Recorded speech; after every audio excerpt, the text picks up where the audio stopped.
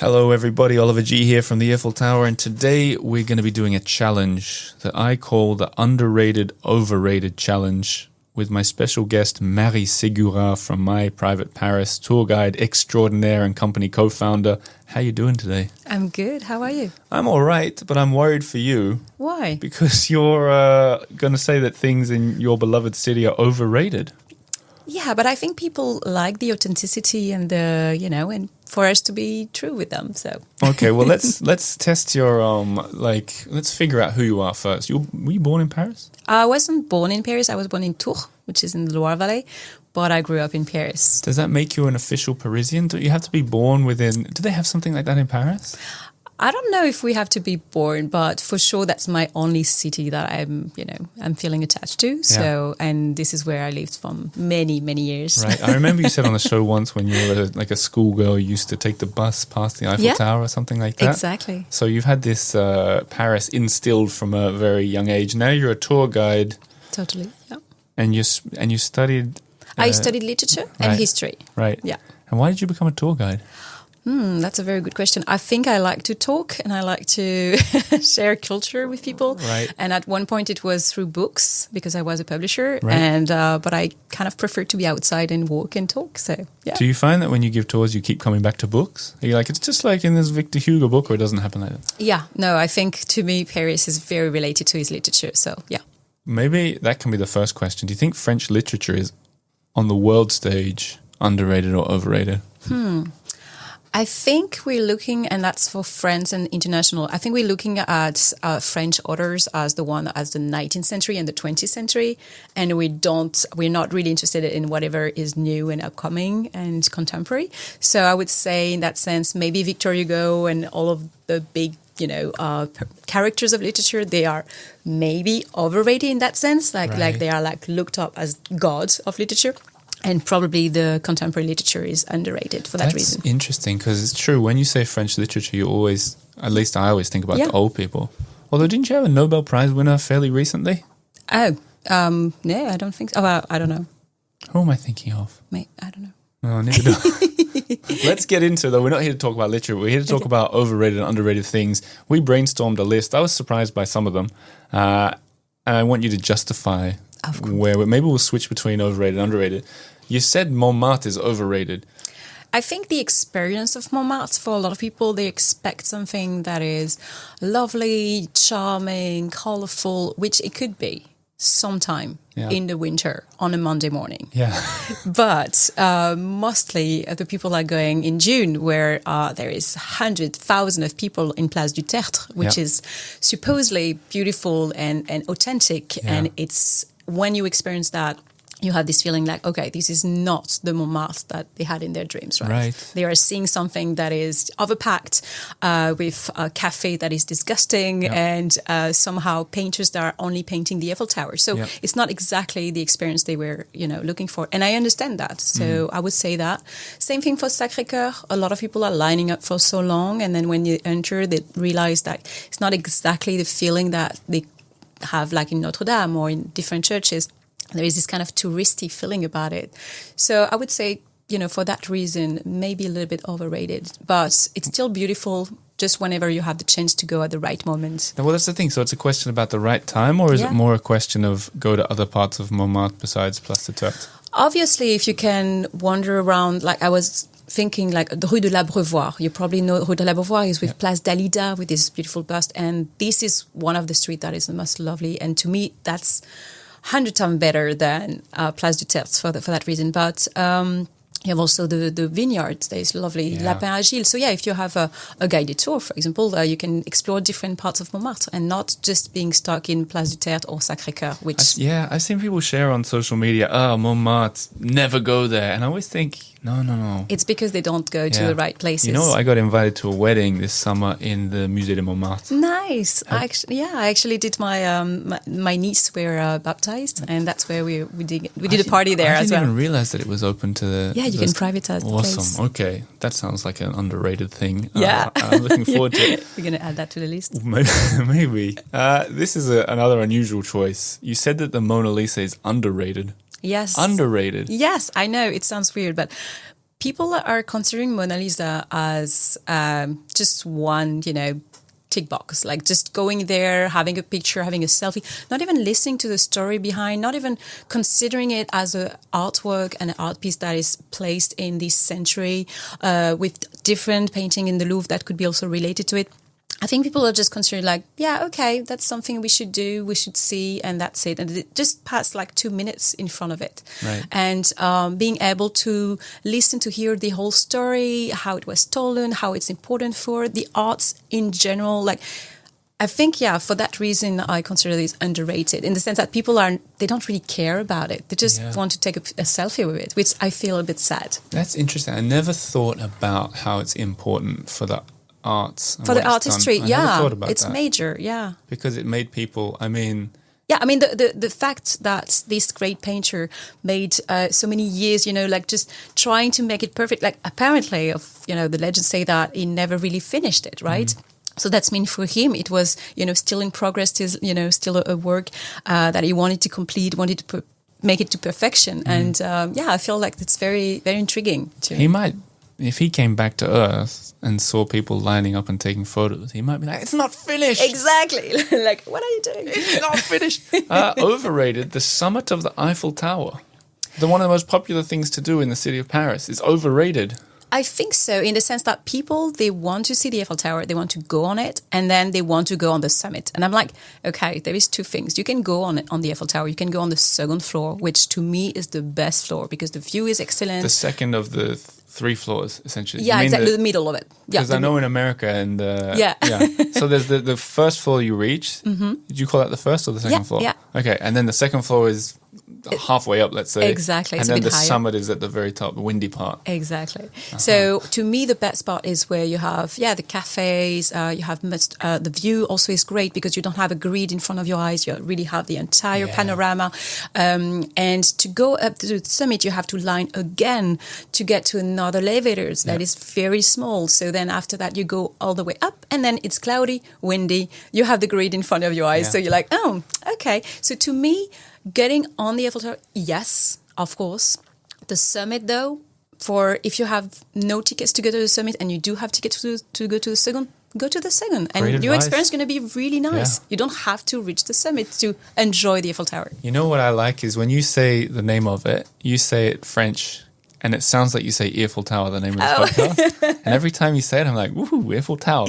Because in Australia, we go Eiffel. Eiffel Tower. But in French, you pronounce it, it strikes me, it almost sounds like Eiffel. Eiffel. There's a tip. So tell me how you say it in French. Teach me perfect Tour French. Eiffel? Yeah. Tour Eiffel. One more time. Tour Eiffel. Tour Eiffel. Oui. Okay. Hard to say. It's not easy to say, but it does sound a bit like Eiffel.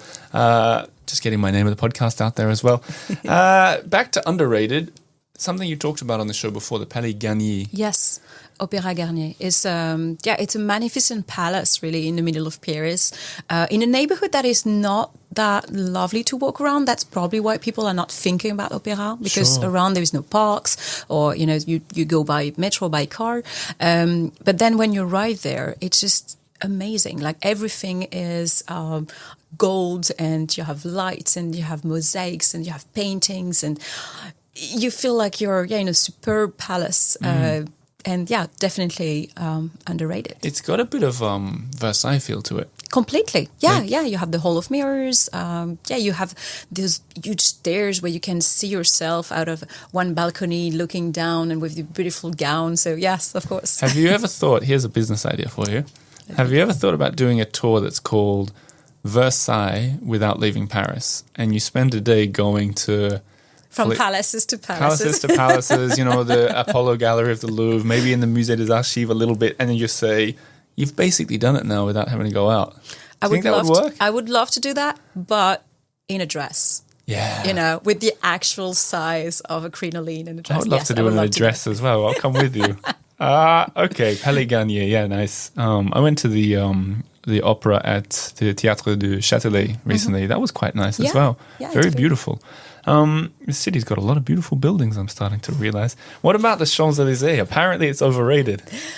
Again, people have an expectation when it comes to the Champs-Élysées. They think that they will go to this most beautiful avenue of the world and everything's going to be, shining. And And then you arrive there, you realize it's very long, it's going up, so it could be exhausting to go up the Champs-Élysées.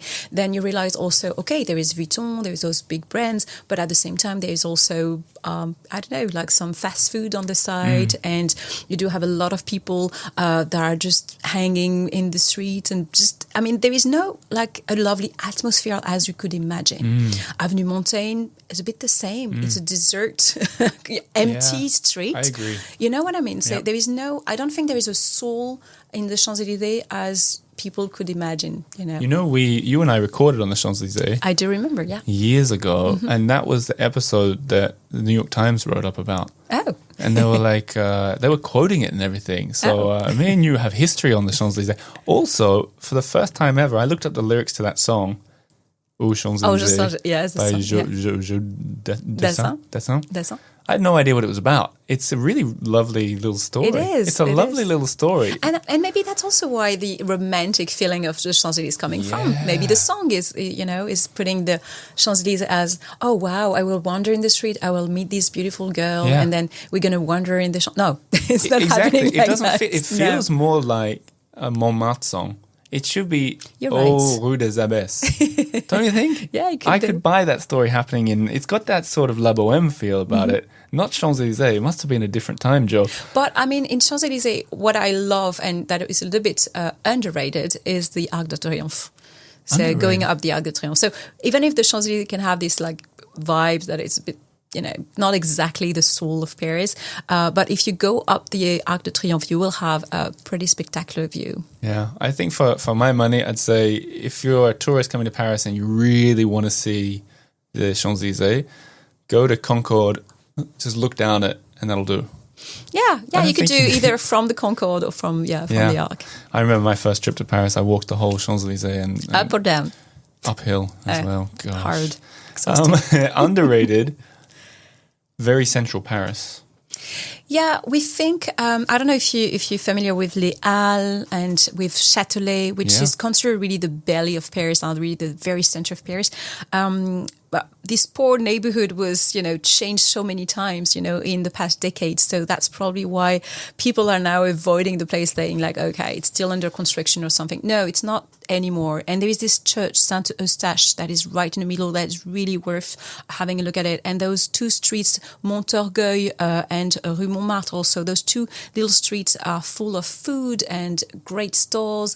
And it's pedestrian also on one side. The second arrondissement of Paris, this is really underrated. And it's changing a lot. I lived there, do you know Rue Greneta? Just off Montorgueil? I lived there for the first 2 years I was in Paris. And it's beautiful, isn't it? An amazing area, but I went back there again with fresh eyes now after 8 years. Couldn't believe how much it's changed. So many new places. There used to be a lot of sex shops around there on Rue Saint-Denis. But the streets between Rue de Montmartre and Rue de Montorgueil, they all seem like they've become pedestrianized and really cool hangout spots. Exactly. I think you're absolutely right. Totally underrated. Go and stay there. Go and stay there today. Yeah. But overrated, catacombs. Okay, that's maybe a personal point of view. It's okay, that's important. Catacombs, it's, again, they are expecting something. They want to have, I don't know, their goosebump, and they want to have this expression to go into this almost illegal place or something like that, forbidden place. So they arrive, and there is this beautiful corridors and quarries. But then when they arrive to the bone section, let's say, there is one feeling of like, ooh, some skulls are here. And then little by little, you just like, okay, there is more bones and more skulls and more bones and more. Yeah. So in my mind, personally, I was a bit disappointed. Yeah. And I think that a lot of people are expecting something like, wow, the experience of their lifetime, like being in the middle of millions of dead people. Yeah. And then you realize it's like, okay, it looks more decoration somehow. Yeah, I know what you mean. You know what I mean? So I will rather go to Père Lachaise cemetery. To me, like if I wanted this experience to me in a gothic kind of feeling, I will really, really go to Père Lachaise. But catacombs, the tickets are quite expensive as well. Do you know what they cost now? What do they cost now? It's about 30 something per person. Yeah, and it's not very long. Like it's maybe 45 minutes max. The experience. So that's probably also why I'm I consider that overrated. I can see what you mean. I You can see lining both sides. up, I can see some people that might have like a almost like spiritual thing going on that I didn't feel when I was there. But I get what you mean. It is just skulls and bones. At one point, yeah, you're like, okay. But it's still, I would say, going by yourself is definitely overrated. But if you go with a private guide, for example, you have access to rooms that are not accessible to anyone. I would think that would be worth, because you will understand more of how they build the place and why is it so important for Parisian, and you will see some carving work. So yeah, I would say that would be the way to do it. Have you been to the illegal part?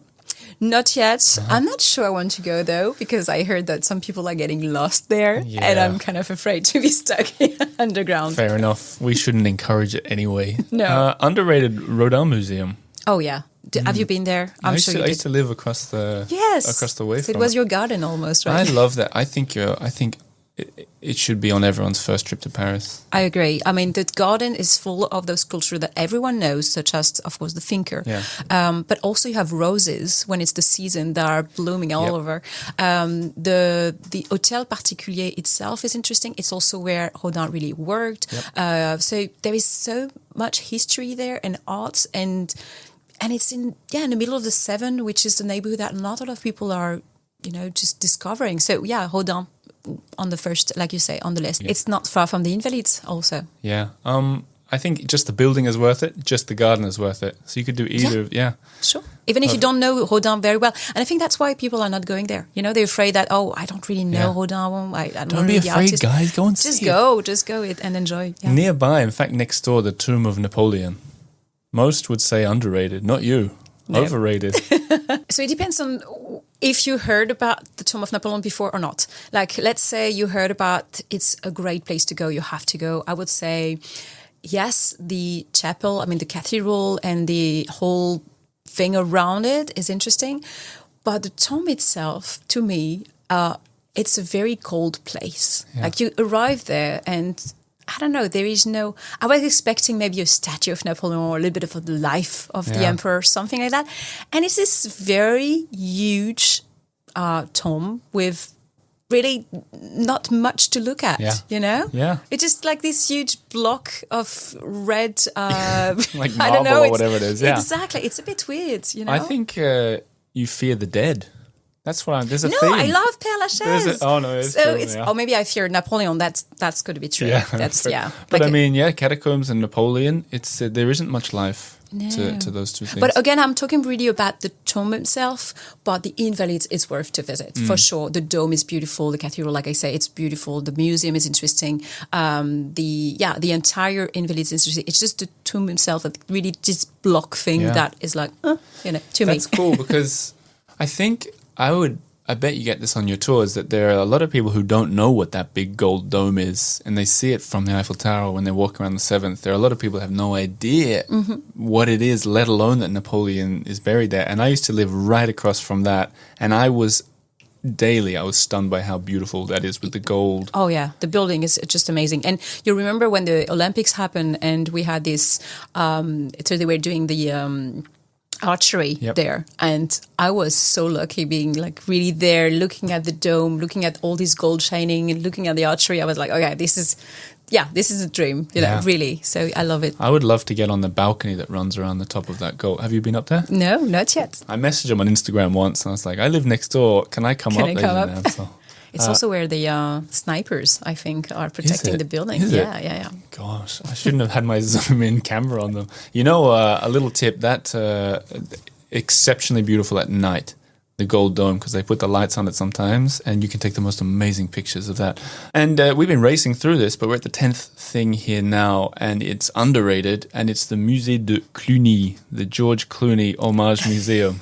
I would love that. Imagine like getting an espresso, just having George Clooney all over. It's not George Clooney. It's not this one. So in the middle of the Latin Quarter, there is like Cluny Museum dedicated to Middle Ages artifacts, and it was built. So first it was very long time, it was a Roman bath right in the middle of Paris. Yeah. So just for that reason, go there, have a look at it. It's incredible. It's like 2,000 years old or something, right? Yeah. It's a second to third century. So, and it's very well preserved thanks to all the work they made. So there is a Roman bath to visit. Then the Cluny Museum is really a cheval in French, so in the middle of this Roman structure and also a 16th century abbey. So you have in the walls, you have the impression to be in a Harry Potter books, but it could be in a castle. You have this impression to be in a real castle. So there is this, plus inside you have beautiful stained glasses, you have swords, really old Middle-Ages sword that's are worth to see, but just again the museum itself, the every room you feel like you're in another dimension. So there's also the original statues of Notre Dame to visit there. So just for so many things to. They got the tapestries as well. And of course I forget about the most known one is the tapestry of La Dame à la Licorne, which is not just one tapestry. It's actually an ensemble of 6 tapestry, and those are a work that is so fine and delicate and not to miss for sure in Paris. And you can really, I remember when I heard about those tapestries, I remember thinking, I don't know if I care about tapestries. And then I went in there and I really made an effort. Stunning. Yeah. The story behind what it all means, stunning. And you're right, like people are not really moved usually by tapestry, but when you realize there is like those, hundreds of hours of, very tiny wood, and then you realize and you're like, okay, this is just amazing. I thought it was more moving than the famous one in Bayonne. Bayeux? Yeah. Yeah, that didn't really speak to me. I don't know why. The battle one? Yeah. I mean, Lady and the Unicorn, the one in Cluny, has this very poetic, romantic also. That's feeling. why. It's very sensual also. I'm a romantic, sensual. Yeah, it's all of it. No, it's interesting. Like for tapestry also of that time, it's usually I would say the figure are usually Mary and Jesus and things like that. This is completely different. This is really the romantic and the love. Like it's very Parisian motive in a way. Do you know why is it called the Cluny Museum? Oh, it's because of the abbey that was there. It was the Abbey of Cluny. Okay. So they kept the name Cluny, and I think it is underrated. I think it's a really exceptional part of that of the city that's totally overlooked. Completely. But that gives us 10 things that we've done, overrated and underrated. I think deep down, you love them all. Of course, except maybe the Champs-Élysées. I think. No, I mean, I think you know what? My best experience on the Champs-Élysées, I did drink a little bit. I took my bike and I just went, down the Champs-Élysées by bike at night. Yeah. That was the best moment, one of the best moments I had in Paris. So I think Champs-Élysées is great when you have friends, when, you just enjoy. It just don't expect the Champs-Élysées to bring you something. Yeah. Just be, free on the Champs-Élysées and have fun. Yes, and of course, when you're young in Paris, you're going to clubs, dancing clubs at the Champs-Élysées. So Champs-Élysées is also fun at night, probably better at night. But if you're looking for the romantic bohemian version of the song, go to Rue des Abbesses. Ooh, Rue des Abbesses. Ba-dum, ba-dum, bum. I think that will wind things up today. Mary Segura from My Private Paris. If people are looking to do walking tours of not just Paris but beyond, we've been doing these day trips every month. Yeah. It's My Private Paris. That's where you want to be. It's linked below. You guys are sponsoring this show. I'm loving it. I'm having fun. I'm loving picking your brains and learning about the city, but I want everybody at home to do the same thing. So if you're thinking to book a tour in Paris, go no further than My Private Paris. And maybe, if you're lucky, you'll meet Marie. Are you out there doing the tours very often? Yeah, of course. Every day? Not every day. Not in winter, though. I don't blame you. Okay, but thanks for sharing a list, and let us know in the comments below what you think is overrated, underrated, and what we got wrong. But until next time, Marie, thanks very much. Thank you.